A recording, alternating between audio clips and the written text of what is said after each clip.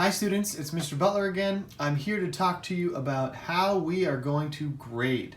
We are going to use Jupyter Grades just like we would in school.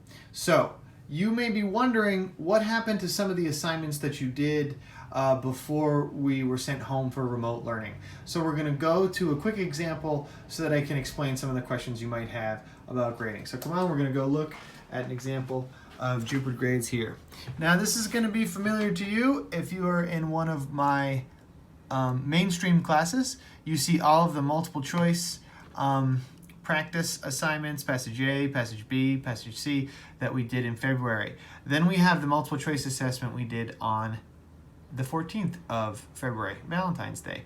Everything after that, the text analysis assignments, are essentially at this point optional. Okay, so there's a reason for that. Some of you even may have turned these in paper form, and those assignments are sitting in the drop-off bin in my classroom, which of course I don't have access to. So even if you did them, I wouldn't be able to grade them until we go back to school because I just physically don't have them.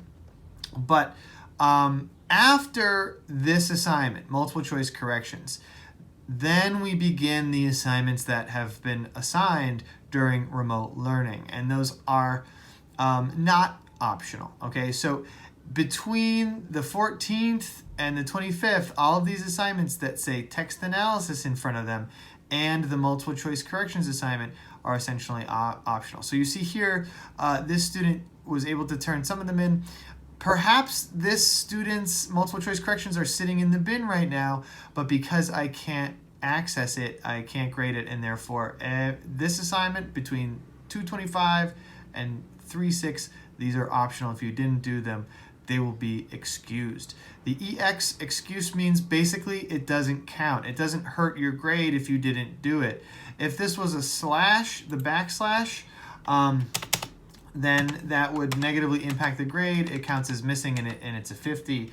But the excuse, EX, basically means it doesn't count. It doesn't impact the grade positively or negatively. So now we have the assignments that I've given on Google Classroom.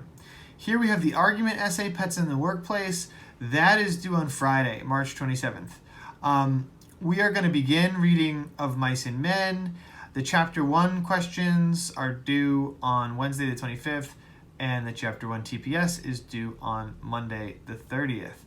So if you don't manage to turn those in through Google Classroom by the dates, then it's not going to be an EX. It's going to look like this, which means that it's missing. It's not turned in yet.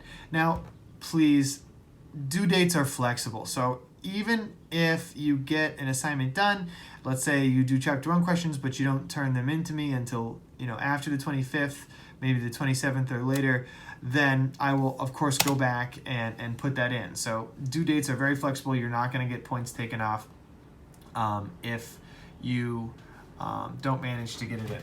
So just a quick recap. We're going to be grading on Jupyter. It's going to be just like class. Some of those assignments were excused, but from now on, with the assignments that I gave on Google Classroom, those are going to count.